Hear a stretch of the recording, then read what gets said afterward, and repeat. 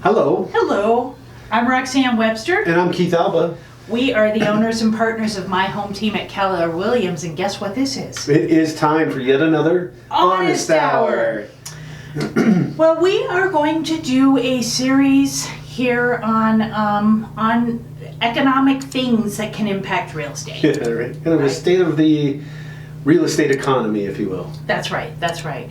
And we're going to talk today a little bit about trade policy because it is it's in the news. A lot of people are asking us questions. And just kind of for starters, this is not intended to be a political conversation, right? Right. It's going to have political topics in it, but what we don't want to do is take a side one way or another. We're not going to say what's good, what's bad. We'll just give you some information and allow you to make your own decisions. You can come up with your own thoughts, but That's since right. trade policy impacts real estate, it's something for us to talk about. So, what is a tariff? Tariffs. It's in the news a little bit lately, huh? What? Tariff?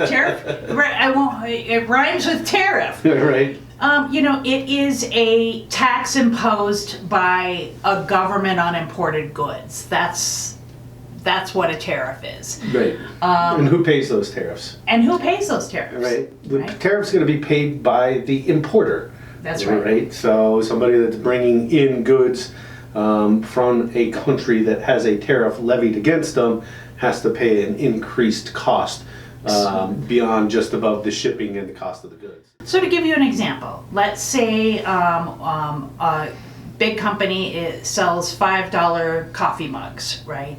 And they import those coffee mugs from a foreign country like China, right? If there is a 25-cent tariff imposed on that coffee mug, that tariff is paid by the company here, the big box company that is going to be selling that coffee mug. So China doesn't pay that tariff, right?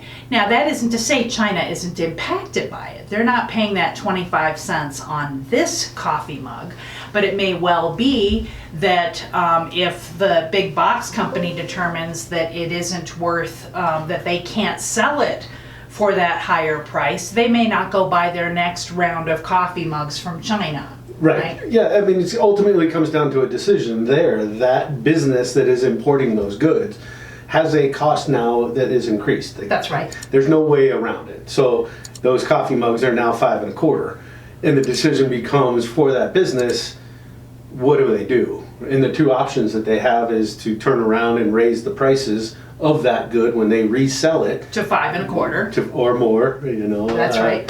Or they eat it. Right, which then reduces their bottom line, so they're not making the same margins in terms of what their profits were previously when that mug only cost them $5. That's right. And that might lead to whatever decisions businesses make when they're making less money. Right? Is that they spend less money on labor, that they spend less money on expansion and growth. Right?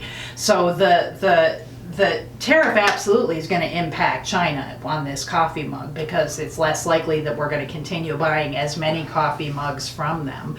But ultimately, it's the business here that is impacted today, right? And every time they have that $5.25 coffee mug, and until they can source a coffee mug place elsewhere for $5 or less again. Right? That's right. And that's where kind of the businesses to make their decisions, right? Especially companies that are publicly traded. Wall Street doesn't like seeing profits go down. So you'll see, I would imagine, a lot of companies start to look for other options. That's right. That's right. And then we also see where this can have potentially inflationary impacts too, is if we saw the behavior of big corporations during COVID, right? And we saw the cost of goods going up in some sectors. We saw a lot of corporate behavior where they said, well, hey, if people pay $5.25 for this coffee mug, why don't I charge $5.25, right? Yeah. Oh, yeah. So it is There's some predatory opportunities that could be out there for sure. It's corporate nature. Sure. Right. And capitalize on changing environments. Right. So that's what a tariff is. The tariff is imposed on the company, right? The tariff is levied against China, but the person who's paying that levy, the entity that's paying that levy, is the importing corporation or company or industry, and then that is either absorbed by that industry or it's passed on to the consumer. That's what a tariff is. So what are the reasons for tariffs, right? Well, one is just that revenue, right? You increase that revenue, so now that extra 25 cents that these coffee mugs, that doesn't go back to China. That's right. Right, that stays by the company that or the country that has that has levied those tariffs against that other side. So the now company pays there's a new revenue stream for that country that has levied the tariffs against the other side. That's right. So it's a way of having a tax that isn't that we don't see as income tax, right? It isn't directly to the consumer; it's indirectly to the consumer if that's passed on by the. So revenue is the first one.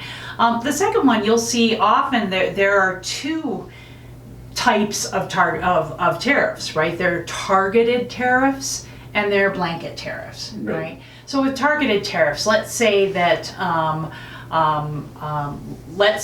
again, if we're using the coffee mug, that China decides that they're going to flood the U.S. market with $1.75 coffee mugs, right? And there's no way that we can produce those. Our labor costs more. Let's say it may be that the materials to create those coffee mugs cost more. Labor we may not even have a company that builds them here anymore because we import them. So we might say, if that targeted, we're going to say there's a tariff on just coffee mugs because we want to alter behavior of another country on that one coffee mug, right? That would be targeted. Versus blanket tariffs are where you see across the board. Anything you import, we're going to put that tariff on. Right. Anything that's coming out of this country is going to be taxed. That's right. We often see targeted tariffs to protect infant industries, right? If you've got a brand new industry that's just getting started, it's doing well, the business has got a lot of promise, a country will sometimes help them out, give them an assist by putting that targeted tariff on another country so that there's more room for that business to expand. Right. It's a little bit of like a barrier, a wall of entry into the market to give that fledgling business entity an opportunity to grow, really dig its roots in and establish itself. That's right. And if a country wants to see that type of an industry flourish, then they would do kind of that would be a reason why they would impose a tariff. A targeted tariff, that's right, on just that industry. And sometimes you can protect an established industry, right? You can punish unfair trade practices. We saw this with DVDs for a long time, with movies, right? Where you would have other countries who shall remain nameless, but their name rhymes with China, right? Produce black market videos and DVDs and sell them super cheaply onto our market here, which cut out the royalties to the film industry, everybody else who actually owned that intellectual property and should be getting paid when those things are sold. Sure. We saw the market being flooded, so you can put tariffs on the country to prevent that from happening. So now the corner store that says, boy, I can buy, Field of Dreams for $10 from this source, or I can pay what I should have been paying for at $20. If we put a $10 tariff on that black market product, then they say, hey, why would I buy it on the black market? Might as well do it legally. Quality, do that sort of all things, everything else almost being equal other than the quality of that movie. The idea is that they would turn towards the local products and do it legally, right? Exactly. National security, right? What do you have to say about that? That's another reason we sometimes see it, and I think that ties in a lot to these other ones, right? If we feel, and this is a kind of more of a gray area, but if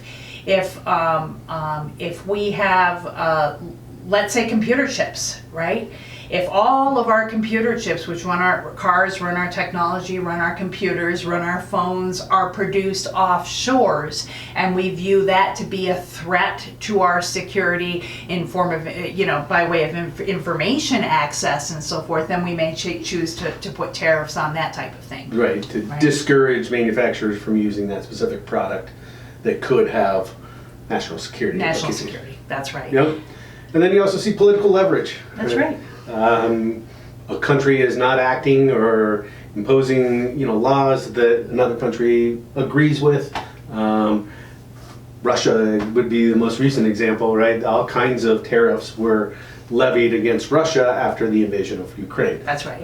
They said, okay, you're acting poorly. We're going to punish you for your behavior, and tariffs is one of the ways to go about that. So those are usually the major 5 reasons that we see tariffs imposed. So how does that affect real estate? Oh yeah. Well, a lot of those products that could be imported from other countries are used in home construction. That's right. Or home remodeling, or all of those other pieces that kind of touch it. Doesn't have to be new construction, but additions, remodels, basement finishes, any of that sort of stuff. You got these raw materials where they were being sourced from other countries previously, and now all of a sudden you've got a tariff. Lumber, steel, right? All of those things. If we put big tariffs on those, again, going back to Tariff 101 that we just covered, if we say, okay, all the lumber that we're getting from another country is going to cost 25% more, is that 25% going to be paid by the company? Are they going to absorb that cost, or are they going to pass it on to the consumer? Right. Yeah. And the margins on building a house are pretty tight.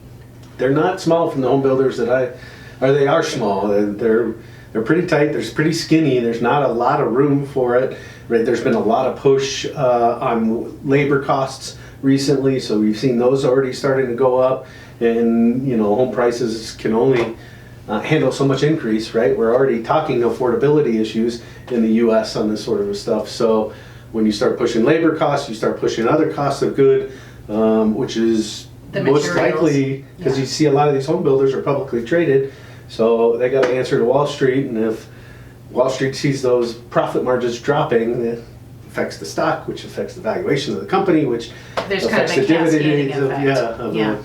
So there's a lot of things that are there. So, and there's the other factor too, is that sometimes when you inflict or impose, inflict is a judgmental word. When you it's a little political, yes. Sorry, when you impose a tariff on a country, one of their responses is that they can turn around and impose one right back on us. Right. We're seeing that. We're already seeing that. Right. Yeah, we're seeing that from China. Anything you can do, I can do better, sort of a thing, and where does it stop? That's right? why it's called a trade war, Yeah. right? When these get started.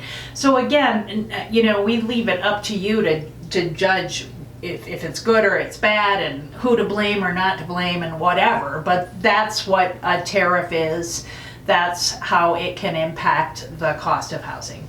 So I think that the bottom line that we're looking at is that the cost of housing is not likely to go down.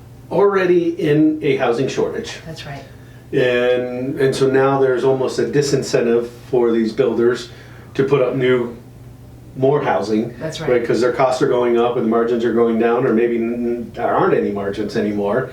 And nobody's in the business for free. And money is really expensive. Right. Yeah. So you're going to probably start seeing new construction starts diminishing and dropping down until such time as new sources can be sourced for those materials. And that's who knows how long it takes, right? How old are the mills, or the steel places? How much effort is it going to take to get those things back up and running in the country, in the U.S. here? That's the information that I don't have, but for a short period of time, we're not going to see any major new construction starts, I don't think, which means there's going to be still a constriction in inventory that's out there, and so smaller inventory, and we have more demand, we're going to see prices continue to rise. And these are, that's such a good point that you brought, that there's a lag time, right? When we take a look at the current inventory crunch we're in, it's an accumulation of, in my view, a few big events. Primarily the Great Recession, where we saw new construction stop completely for a few years. It was right? bloodbath for some of the builders, and we lost them altogether. We lost them altogether. They went out of business, but we saw almost nothing new being built for several years, right? And then we saw the same thing at the very beginning of COVID, right? So not only are we not building, but there's a basic level of construction that's needed to keep up with the increase in demand. So our population continues to grow, but the inventory isn't growing. Something that might have been a 2 or 3 year lag in construction can take 10 years to catch up with. Because it's not like they can just turn on the spigot and refill all the inventory that they lost out on for those few years. It's build everything that you've got to build this year, and to catch up you have to build a few extra, and that takes several years to catch up on. Well, and then you got other restrictions like land and the ability, places to build them, and the financing, like you mentioned about the cost of money, all that sort of stuff.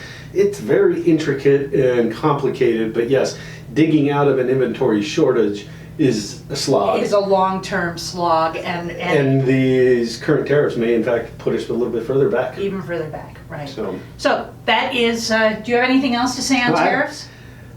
I think I'm spent. My mind's mush at this Mush. point. There's a lot of complicated topics that we just talked about a little bit. It's economy, and it's things that we should be aware of when we're looking at the markets and making decisions. If there's questions that you have specifically for us, feel free to reach out. Happy to go into specific questions that you have, or situations or things. But ultimately, what do you see the state of the market doing, Rex? What I see Are we the in state Chicken of, Little status? I think to a degree, yes, right? Because I think, as we've been saying for the past 2 years, the big headline in the housing market is, and continues, and for the foreseeable future will be, inventory, right? We know that regardless of what's happening with interest rates, regardless of what's happening with any other factors that impact the housing market, there will always be people who need to buy and sell houses. People who have health reasons they need to move, people who have lifestyle reasons, they got stairs, now they their knees have gone bad, family changes, they got another baby, right? There are always gonna be people who need to buy and sell houses. So the fact that we've got such restricted inventory and no easy, fast path out of that is the headline. That's what I think. Yeah, which to me translates into a little bit of status quo. Status quo. From the last couple of years. Yeah. We're not going back to the Hunger Games of, stick a sign in the yard and there's going to be 10 offers on it. And fist fights. Yeah, we're not going back, not seeing dramatic increases in distressed properties, so short sales, foreclosures, things along those lines aren't really coming back at that strong. So we're in this restricted inventory like you were talking about. So we're going to see modest price increase, I would imagine, nothing like we've seen in the past, but a little bit here or there. And the properties that are in the best condition, that are staged well, that look the prettiest. And priced properly. Those are going to be the sweetheart ones that go quickly. Other ones take a little bit longer, but they're selling. Yeah. Yeah. A few adjustments in pricing and finding that buyer. That's right. So, all right. Thanks for tuning in. Make sure you hit the subscribe button down below. Hit the bell so you get the alert when we post new ones of these. We hope you enjoyed today's episode.